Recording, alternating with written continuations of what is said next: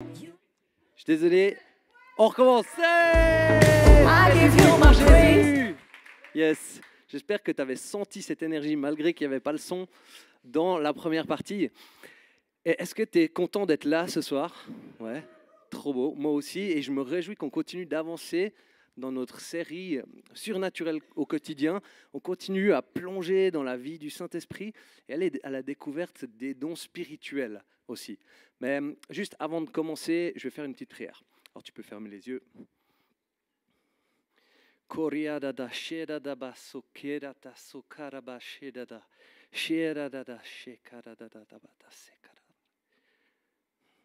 Amen.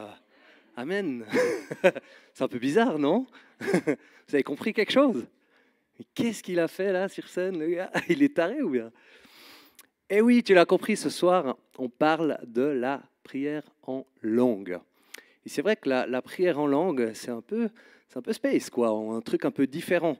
Puis en même temps, ça l'est pas tant que ça.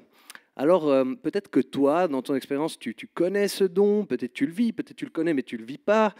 Peut-être que tu es tout nouveau, tu découvres ça pour la première fois, ou peut-être que tu as déjà fait des expériences négatives ou des expériences positives de curiosité en lien avec ce don. Mais le but pour nous aujourd'hui, ça va être d'aller à sa découverte pour qu'il devienne un peu plus normal pour nous et un peu moins mystérieux.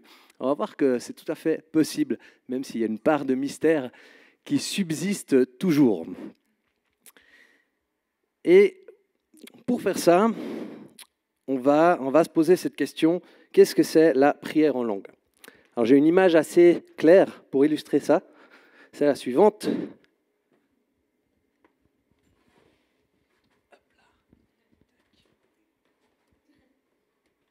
Voilà. Ding ding. Prier en langue, c'est un petit peu comme faire du vélo, hein. Au début, il faut apprendre, puis des fois, ça peut prendre un petit moment. Puis après, dès qu'on l'a chopé, c'est pour la vie. Tu vois ce que je veux dire? Et en fait, des fois, ça nous paraît étrange, obscur, mais finalement, c'est un truc qui est vachement commun au niveau de la vie spirituelle, de la vie de foi. Parce que la Bible, elle en parle à de nombreux endroits, c'est tout à fait quelque chose de répandu. Et puis finalement, des tonnes de personnes au fil des siècles ont vécu ce don de la prière en langue. Et aujourd'hui encore, un nombre incalculable de personnes vivent ce don spirituel. Mais des fois de manière discrète, qui fait qu'on ne le voit pas toujours. Donc c'est biblique, des tonnes de gens l'ont vécu, des tonnes de gens le vivent. Moi, je le vis aujourd'hui. Et même mon père, il le vit. Ou il l'a vécu plutôt. Et je te parle de lui parce que, en fait, mon père, il ne pratique pas la prière en langue. Dieu le bénisse. C'est un super papa. Mais c'est un truc qui ne fait pas trop partie de sa vie, mais pourtant, il l'a expérimenté une fois, dans une célébration, un moment spirituel. Et c'est quelque chose qu'il a vécu de manière absolument bouleversante, mais qu'il n'a pas trop entretenu dans sa vie pour des raisons X ou Y. Finalement, si même lui a vécu ça, c'est la preuve qu'il y a un truc réel autour de tout ça. C'était juste l'exemple personnel pour la route. Et donc, il y a un endroit dans la Bible qui nous parle en long et en large de la prière en langue. Peut-être tu le connais. C'est 1 Corinthiens chapitre 14. Il nous donne plein d'indications. Alors, dans ce message, on va prendre une première partie. On va plonger dans ce que nous dit la Bible sur la prière en langue et puis découvrir un peu plus ça. C'est un peu théorique, c'est un peu de la compréhension, de la connaissance. C'est aussi important. Mais si on s'arrête là, ce n'est pas suffisant sur cette question. Parce que le but de ce don, c'est de le recevoir et de le vivre. Donc, la deuxième partie, on va plutôt se consacrer à cette question de la pratique, de vivre quelque chose et puis de se préparer à ça. Et il y a plein de belles choses pour vous avec le Saint-Esprit ce soir. Alors, vous êtes prêts? All right. 1 Corinthiens 14, verset 2. Dit, « En effet, celui qui parle en langue ne parle pas aux hommes, mais à Dieu, car personne ne le comprend, et c'est en esprit qu'il dit des paroles mystérieuses. » Ok, donc il s'adresse à Dieu. Le don de parler en langue, c'est une prière. C'est des prières qui s'adressent à Dieu, quelque chose qui est en esprit et qu'on ne comprend pas, mais qui vient de quelque part de très profond dans notre être et puis qui est exprimé d'une manière qui n'est pas intelligible. Voilà notre point de départ. Ok, ça nous en dit un peu plus. Ensuite, on continue un peu plus loin, on arrive au verset 4.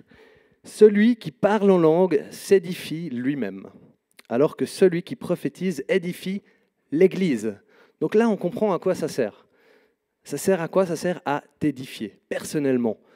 Alors, qu'est-ce que ça veut dire que ça t'édifie? Ça te construit en tant qu'être humain, dans ta relation avec Dieu, en tant que personne, dans ta vie spirituelle, dans ta vie de foi. C'est quelque chose qui te fortifie intérieurement pour t'aligner finalement avec qui Dieu dit que tu es et qui tu es avec lui. Et puis, voilà, Paul qui nous donne ces versets, il dit aussi « Celui qui prophétise édifie l'Église ». Donc, il montre que tous les dons spirituels n'ont pas le même but. Les langues, c'est pour t'édifier toi-même, la prophétie pour l'Église. Et puis, on continue au prochain verset. Il dit « Je désire que vous parliez tous en langue, mais encore plus que vous prophétisiez. Celui qui prophétise est plus important que celui qui parle en langue, à moins que ce dernier n'interprète pour que l'Église reçoive une édification. » Ok, donc on comprend, la prophétie est plus importante que les langues, sauf si on interprète les langues, à ce moment-là, ça devient quelque chose qui peut faire bénéficier tout le monde, donc ça dépasse le cadre de l'édification personnelle.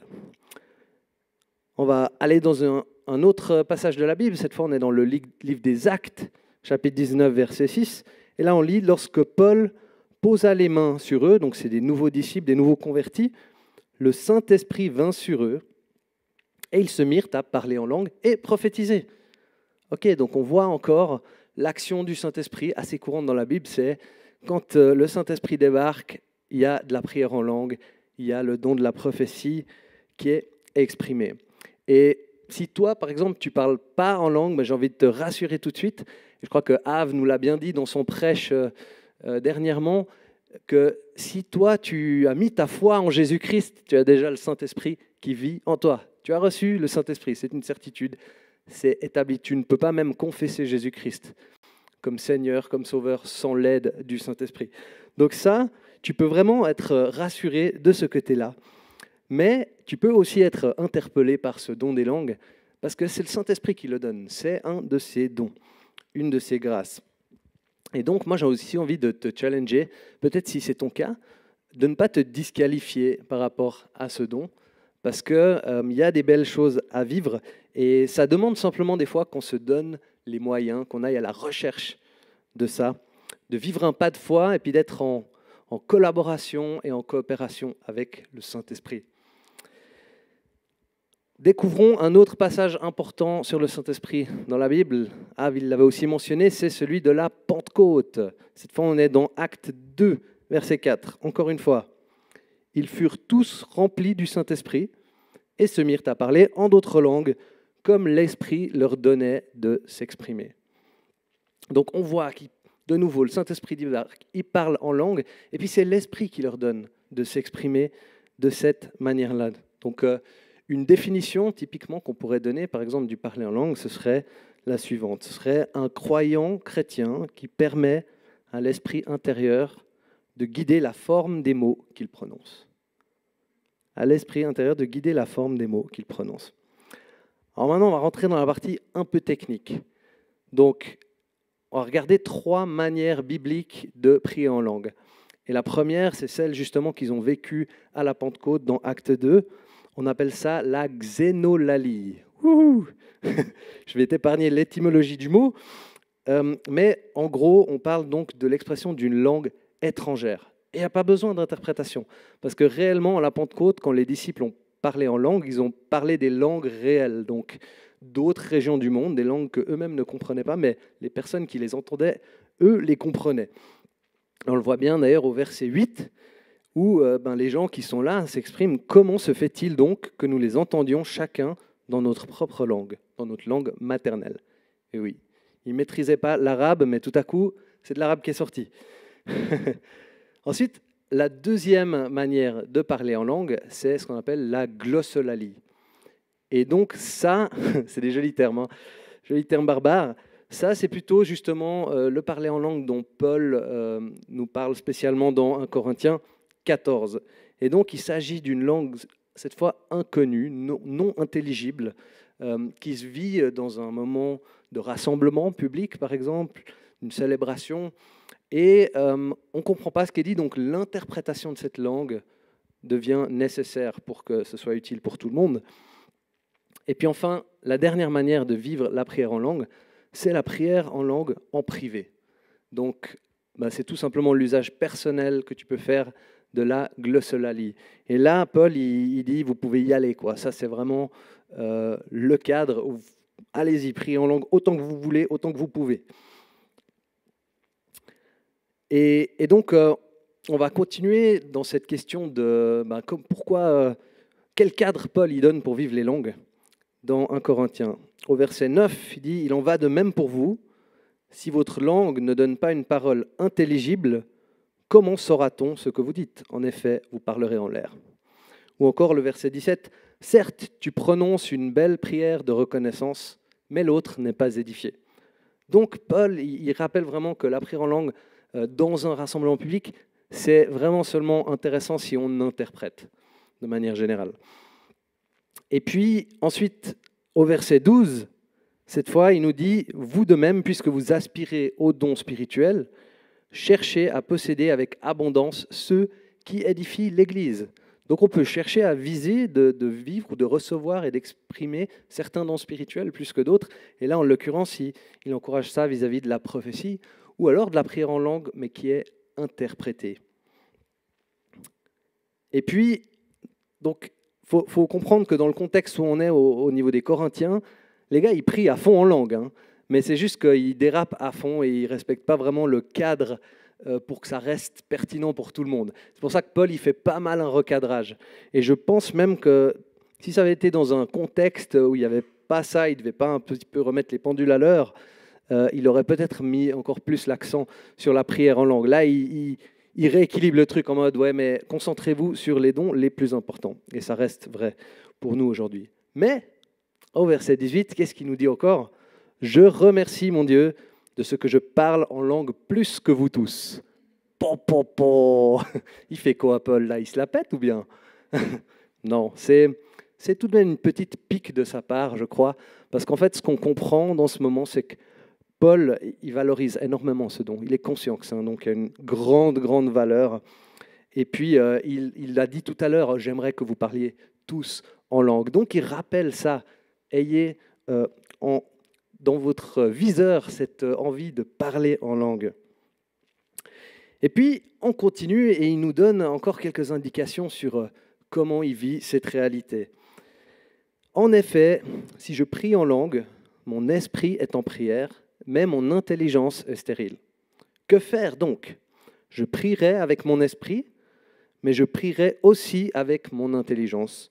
Je chanterai avec mon esprit, mais je chanterai aussi avec mon intelligence.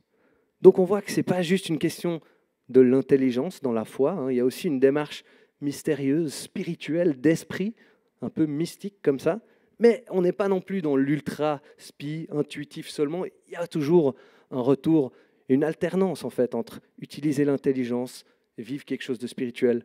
Et je trouve que c'est hyper intéressant de voir ça dans ce passage parce que Paul, c'est un mec qui était hyper intelligent. C'est vraiment un gars qui était smart, qui était capable de penser de manière logique, de raisonner, etc. Mais son intelligence, il l'a placée au bon endroit d'une manière que ça ne l'empêchait pas de vivre une réalité aussi hyper spirituelle, mystique, mystérieuse.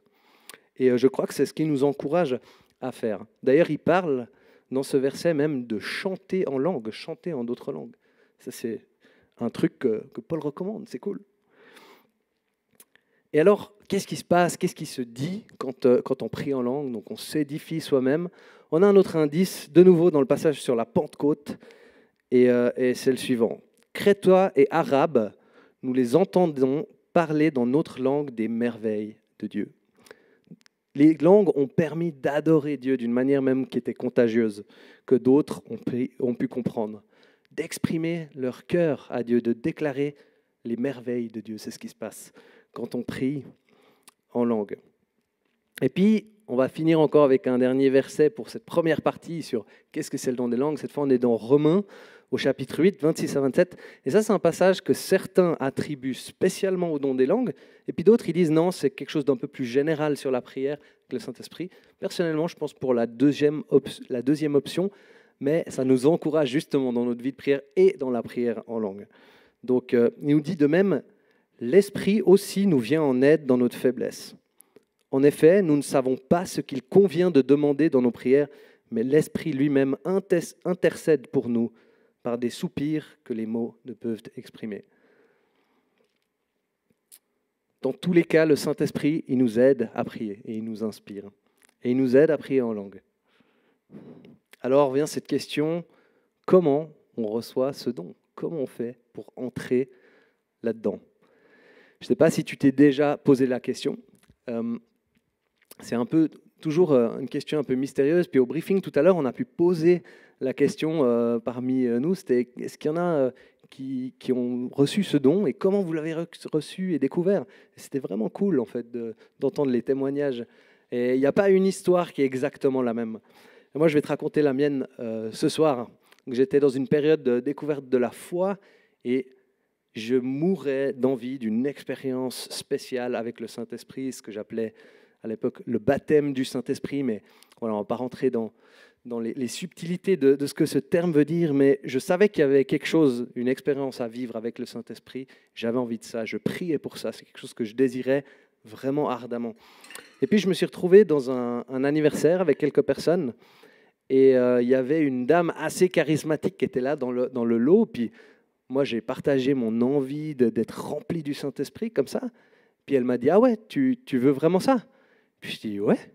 Et alors, elle me pose la main sur la tête et elle commence à prier en langue pour moi, en fait. Et là, j'ai senti quelque chose couler en moi. Et c'était très spécial. Quelque chose s'est clairement passé. Et puis, on est sorti dehors, du coup, un peu au calme pour discuter. Puis, je ne vous recommande pas forcément de le faire comme ça, comme je l'ai vécu dans ce moment-là. Mais finalement, c'est mon histoire de comment j'ai découvert ça. Et on est allé dehors, et puis elle m'a expliqué, ben voilà, maintenant tu peux prier en langue. Je dis, ah, ok. Et vas-y, ouvre ta bouche, délie ta langue, c'est parti. Et puis j'ai commencé à balbutier des petits sons. Mais quand je l'ai fait, j'ai senti quelque chose qui se passait aussi spirituellement. Je n'ai pas osé aller très loin dans ce contexte. On s'est arrêté là. Et puis, je suis rentré chez moi le soir. Et là, au moment où je suis allé me coucher dans le lit, j'ai invité le Saint-Esprit. Et là, j'ai lâché le contrôle. J'ai prié en langue et j'ai vraiment pu entrer pleinement en fait, dans ce qui avait commencé dans cette soirée d'anniversaire. Et ouais, on ne sait jamais où Dieu va nous trouver, va nous choper. En tout cas, il avait entendu mes prières. Hein. Et puis moi, j'étais prêt. Alors, comment est-ce qu'on fait pour recevoir ce don des langues? Je vais vous donner 3 étapes. Les 2 premières, on peut un peu les intervertir des fois. La première, c'est de croire, de vraiment croire de tout notre cœur que Dieu veut nous donner ce don. C'est toujours par la foi qu'on reçoit les choses. Il y a ce passage qui dit « Tout ce que vous demandez, croyez que vous l'avez reçu et il vous l'a accordé. » Donc ça, c'est la première étape. Et ensuite, c'est de demander, avec cette foi-là, demander à Dieu ce don, de le chercher.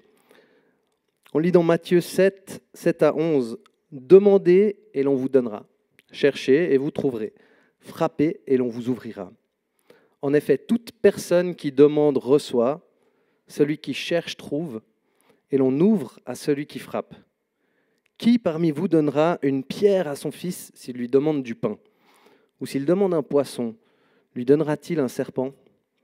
Si donc, mauvais comme vous l'êtes, vous savez donner de bonnes choses à vos enfants, votre Père céleste donnera d'autant plus volontiers de bonnes choses à ceux qui les lui demandent. Et nous, on doute tellement toujours des intentions de Dieu envers nous. Je crois que ce passage, il ne laisse pas beaucoup de place au doute.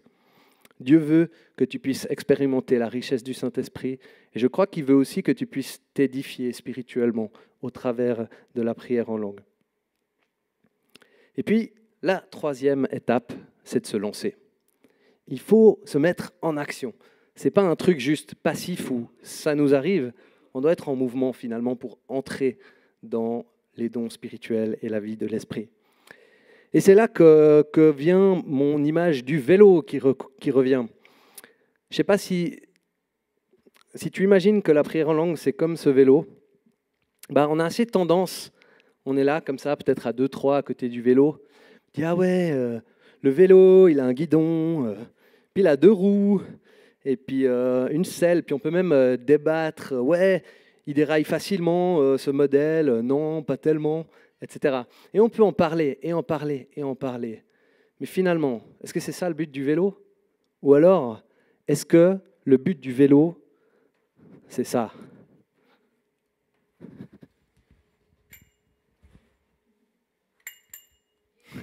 Yeah, c'est de monter dessus, hein? Et puis, c'est de se lancer, c'est de pédaler.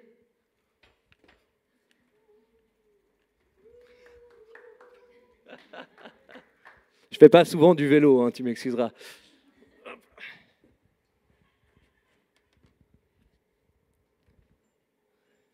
Ça en fait pleurer les bébés. Eh bien, les langues, c'est pareil.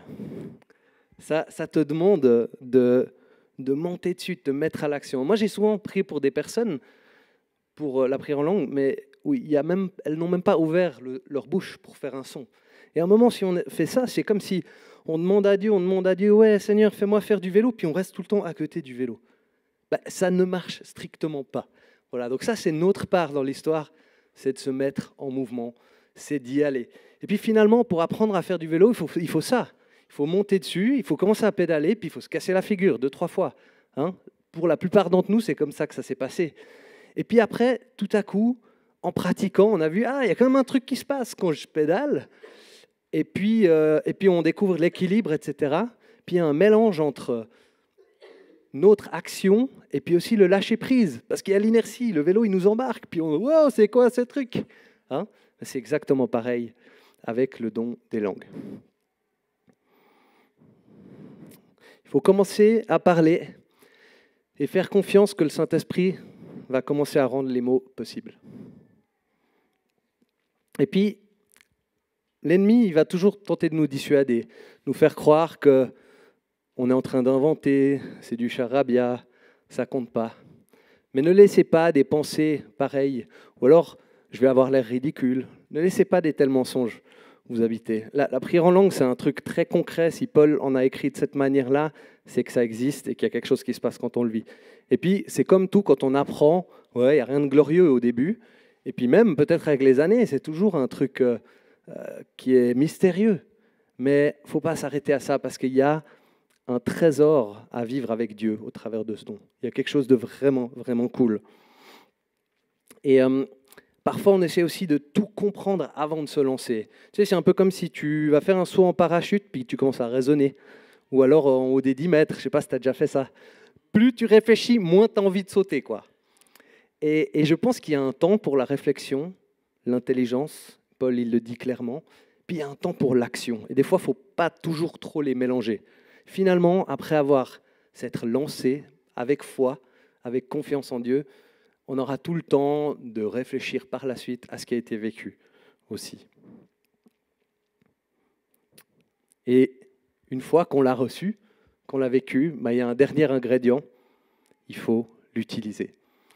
Et ça, c'est pour vous tous ce soir, qui peut-être vous avez déjà ce don, je vous encourage vraiment à continuer à le pratiquer dans votre vie de prière au quotidien. Vous ne pouvez pas en abuser. Vraiment, c'est un cadeau pour édifier votre foi, votre vie spirituelle. Et puis si toi, ce soir, tu découvres ce don, sache que ce n'est pas pour l'euphorie d'un moment, mais c'est pour tous les jours dans notre relation avec Dieu. Et puis, à force de cette prière, de cette manière d'être en relation avec lui, on se voit édifié, on se voit transformé.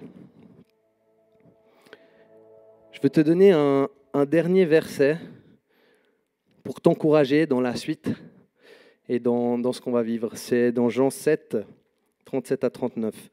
Le dernier jour, le grand jour de la fête, Jésus, debout, s'écria : « Si quelqu'un a soif, qu'il vienne à moi et qu'il boive. Celui qui croit en moi, des fleuves d'eau vive couleront de lui, comme l'a dit l'Écriture. Il dit cela à propos de l'Esprit que devaient recevoir ceux qui croiraient en lui. En effet, l'Esprit Saint n'avait pas encore été donné parce que Jésus n'avait pas encore été élevé dans sa gloire. Le Saint-Esprit est comme un fleuve d'eau vive qui coule en nous. Et c'est une abondance qui nous remplit, qui nous donne de la satisfaction, de ne plus jamais avoir soif. Et ces eaux vives qui fait couler en toi, elles coulent aussi de toi quand tu pries en langue. Elles sortent de toi. Et c'est une merveilleuse chose. Et c'est pour ça que j'ai voulu t'amener encore cette image de la jarre. On est comme cette jarre, on est rempli d'eau. Le Saint-Esprit vit déjà en nous. Puis des fois on prie, Dieu, ouvre le robinet. Mais le robinet est déjà ouvert. Le Saint-Esprit est déjà là. Non, le robinet n'est pas encore ouvert. Mais le Saint-Esprit coule déjà. Il est déjà là. Le robinet, c'est ta bouche. Et ta bouche, c'est à toi de l'ouvrir.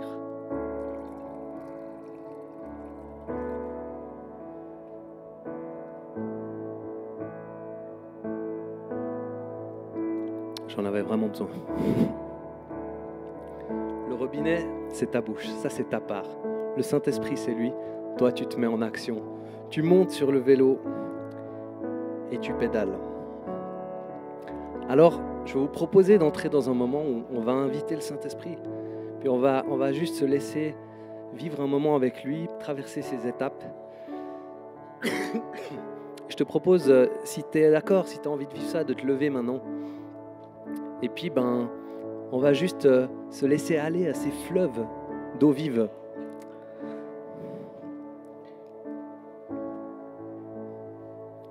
On va faire vraiment ces 3 étapes de demander, croire qu'on a reçu ce qu'on a demandé, et puis se lancer, ouvrir la bouche, ouvrir le robinet.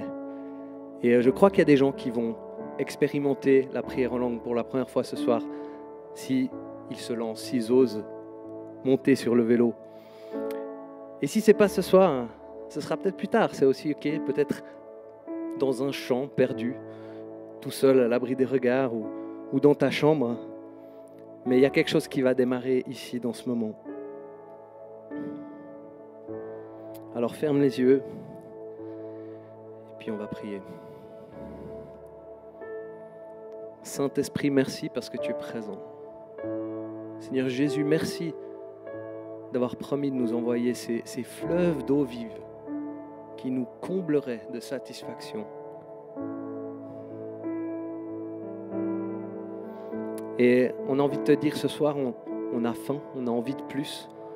On a envie peut-être de réactiver ce don des langues pour ceux qui le vivent déjà. On a envie de le recevoir et de le découvrir pour ceux qui n'en ont pas encore goûté. Et je t'invite maintenant à faire ta prière avec tes mots là où tu es. Prie à haute voix, s'il te plaît, t'inquiète pas de qui est à côté de toi, on s'en fiche. C'est toi et Dieu, c'est le Saint-Esprit qui est là avec toi. Dis-lui ce que tu as envie de vivre. Si tu as envie de recevoir ce don des langues, maintenant formule-le en demande avec tes mots.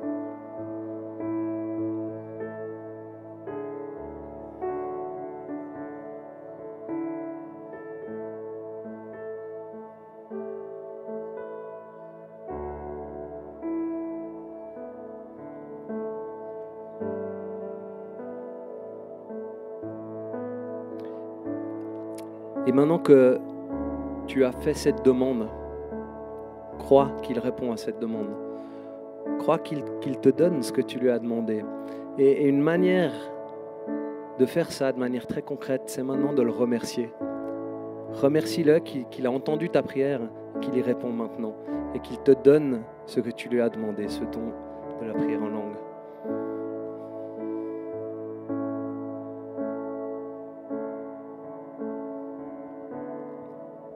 Vas-y à voix haute, n'aie pas peur. Ouais, on te remercie, Seigneur, que tu es en train de répondre à ces prières. Ce n'est pas des prières dans le vent. Toi, tu es là maintenant et tu réponds à chacune de manière très concrète avec ta présence qui est ici, manifeste.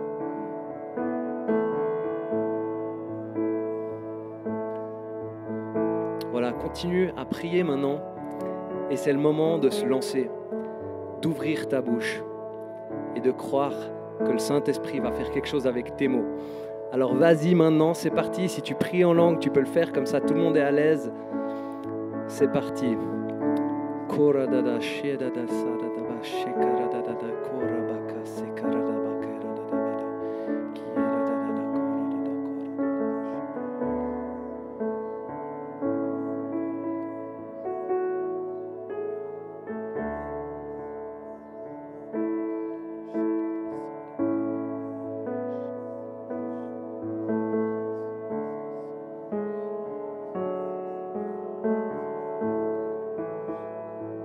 Continue, continue. Dieu, il en a plus pour toi, tu sais.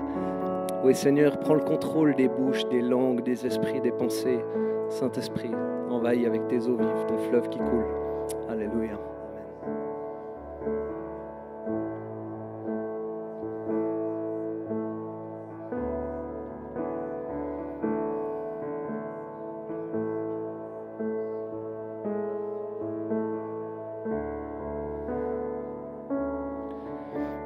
Seigneur, on veut te remercier pour ce que chaque personne a vécu là ce soir, maintenant dans ce moment, ce que tu as déposé dans chaque vie, ici dans cette salle, mais aussi en ligne, pour ceux qui nous regardent, qui nous suivent. Et on te prie de bénir ça pour que ça aille plus loin que ce qui a été vécu maintenant, que ce soit juste le début, que ça puisse se développer, grandir et être utilisé d'une manière bénissante pour ces personnes et pour les gens autour d'eux et pour la foi avec toi, Seigneur. Et on te prie de protéger ça de tout doute et du mal qui voudrait venir annuler quelque chose que toi tu aurais fait. Mais on déclare qu'il n'a pas ce droit maintenant au nom de Jésus. Yes. Et on va continuer ce